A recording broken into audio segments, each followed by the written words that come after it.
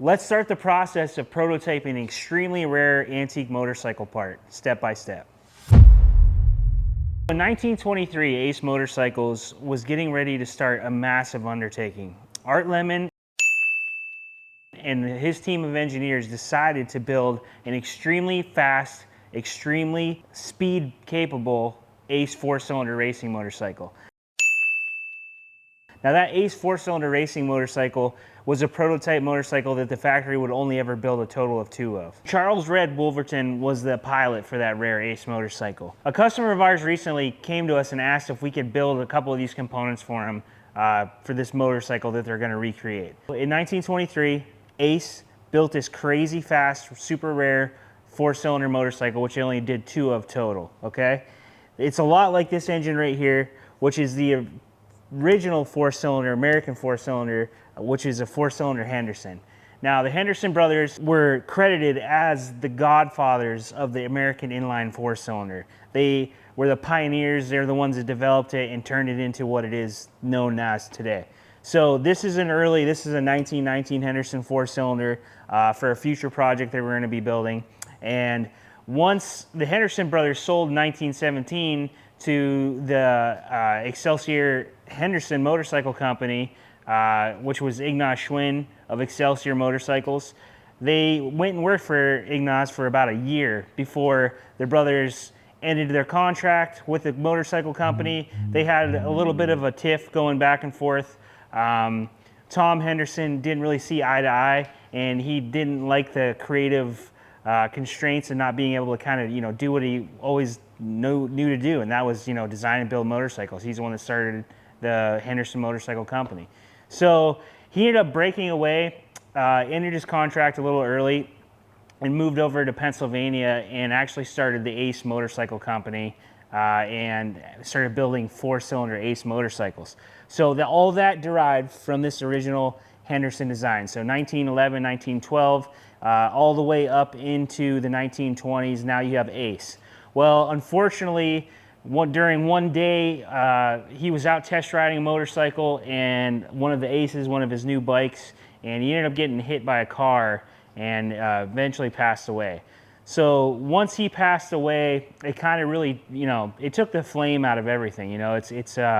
He was the original pioneer, the designer, and the brains behind all of the American inline 4-cylinder engines. Everything kind of derived from his designs in some shape or form.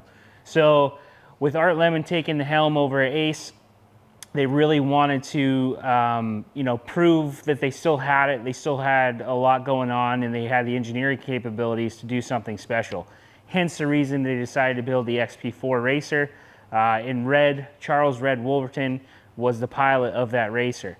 So a customer of ours showed up and asked us to produce one of those extremely rare parts for that bike, and that's what we're going to walk you guys through today. We're going to do a step-by-step on how we do our prototyping and go all the way into final part and outcome of what we have. So let's get started. First step of this process is getting a real component to scan. That's one of our specialties, is taking a real piece of hardware, a super rare piece of hardware, 3D scanning it with our handheld scanner, and then converting that scan into a solid model. So once we can do that, we can manipulate the model, we can change things, we can change surface features, we can make additions, improvements, anything like that. But the biggest thing is 100% accurateness so that the part that we're making is as correct as physically possible, so that when that end-use customer or whatever we're doing at that particular time, you can't even really tell the difference. And that's kind of what we specialize in. So that's what we're going to do. We're going to take this intake manifold that we're making. We're going to scan it with our handheld scanner. Our engineer, Kevin, is going to take that scan, convert it into a solid model, and then when we take that model, we'll be able to adjust it to our customers' preferences, because there's going to be a couple little modifications and stuff we need to make, and that's what we're going to get into now. Now we have all of our scans done and our model is converted into a solid. So now we can take that solid part file, and what we're going to do, before we just go ahead and jump right onto our metal printer, which is obviously extremely costly to run And to produce parts, we want to fit check everything, and we want to make sure everything comes out exactly how we planned.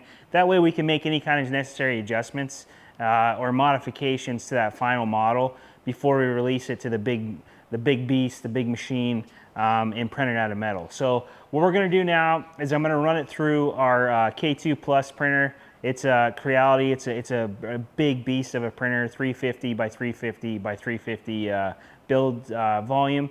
And what we're going to do is we're going to print this part first and make sure that everything is exactly how we want it. And that way, you know, we can sign off on it. And then we're going to kick it to our big machine and, you know, get that thing going.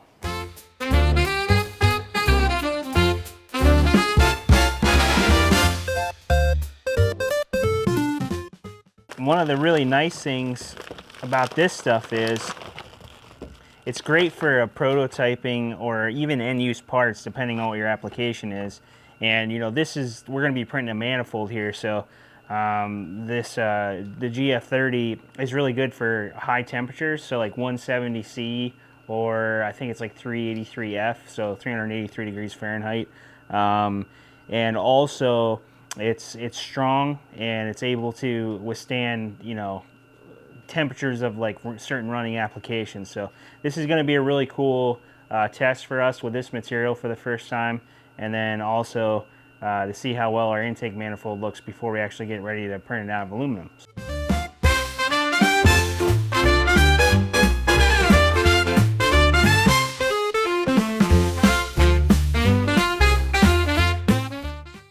The guys at 3DX Tech, they have some recommendations here for your extruder temps and your bed temps. So that's what I'm doing right now. I'm going to go through and make some changes on our settings here to adjust our machine to run this stuff. And like I said, this is our first go using this particular material, this nylon GF30. So we're going to, you know, set to the recommended specs and speeds, and hopefully we're going to get a good print. Obviously, if not, we can make some adjustments and go for round 2. But this is where we're going to start here. We sliced our part. We have the manifold on our build plate. We sliced it. I just loaded it onto the machine. I'm going to select our spool feed, and we're going to let this thing calibrate and see what happens. Actually, first, hold on. Almost forgot. The guys over at 3DX Tech also sent us this Vision Miner build plate adhesive, which is supposed to help with your adhesion to your bed. We're using a textured plate here, so I'm going to apply this. We already have a clean plate. I'm going to throw this stuff down to make sure we don't have any adhesion problems during the print process. Got our plate all set up, so what I'm going to do now is I have the manifold loaded onto the machine. I'm going to go ahead and kick this off, and we're going to let this go. And like I said, this is our first time using this material, so we're just going by the recommended settings for our machine in particular, with our bed temperatures, nozzles temperatures, that kind of thing.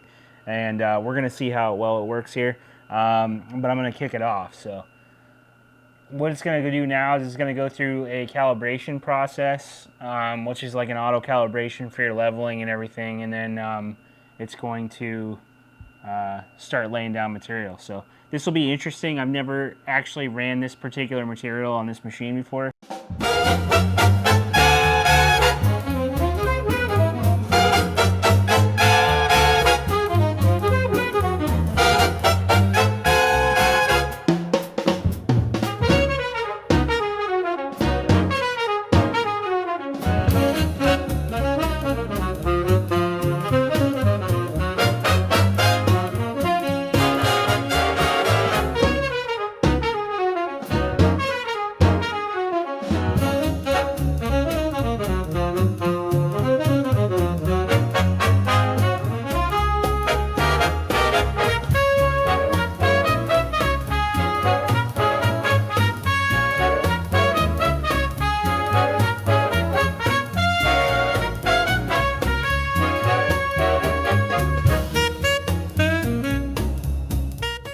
We just finished printing up our super rare 1922 Ace Racing manifold that we're going to be making out of aluminum.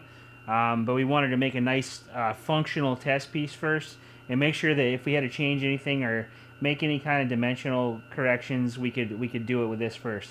This is also going to allow us to mock this thing up on a motor and just make sure anything that we have to change or whatever, we can do that. But we ended up printing this for the first time out of a nylon, the GF30 from 3DX Tech. We're pretty excited to use this stuff because it's obviously it's high heat resistant, 380 some degrees, and then it's also prone to chemicals and solvents. So this is our first time. I had to make some adjustments throughout the print, but it actually went really well, I think. What I ended up having to do was on the initial layers, like I said, this was the first time of me actually using this material. I went from the recommendations. I did some reading on different people's experiences on this particular Creality machine, as well as the manufacturing recommendations. And what worked for us, what I noticed was it was a little bit stringy. Bed adhesion was great. We used the Vision Miner bed adhesion, and it worked really well. We didn't have any issues with that, but the layers were stringy, so I kept lowering our nozzle temps. And what really kind of got it dialed in, I was adjusting it throughout the build, and I ended up getting it pretty good at around 245C. So you can see kind of where it smoothed out. It was a little bit stringy here in the bottom, and then right about in this area is where I made the final temperature change. I was kind of decreasing it throughout the layers here, and then right in this area I was at 245, and it actually smoothed right out and got rid of a lot of the stringiness. So pretty excited how well this thing came out, especially for our first time ever printing with nylon. I'm really excited to use this stuff going forward because there's so many different things we can use it for and applications. So it's the first time pulling it off. Let's see how well it comes off of our build plate. Can definitely tell we use that bed adhesion. It's pretty stout, but definitely did its job. You can see a little bit of outline left there. So we used obviously a tree size here for our support, and this stuff is super flexible.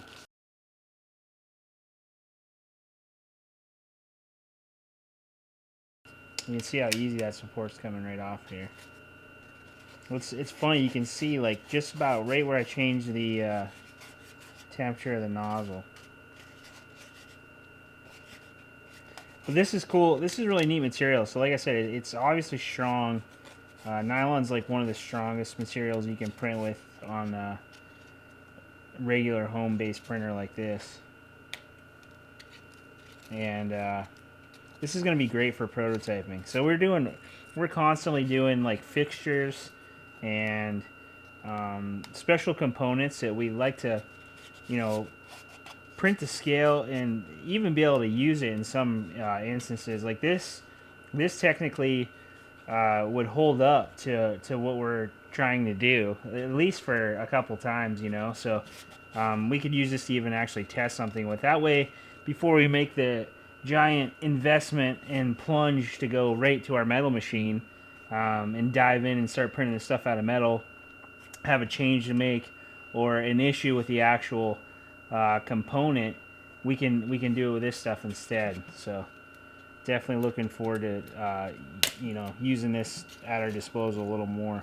But yeah, all in all, I'm pretty excited about how easy this was to print, especially with the first time ever printing rather challenging material for this type of machine. So I've seen a lot of guys that, you know, get frustrated with nylons and stuff like that. So pretty excited about this.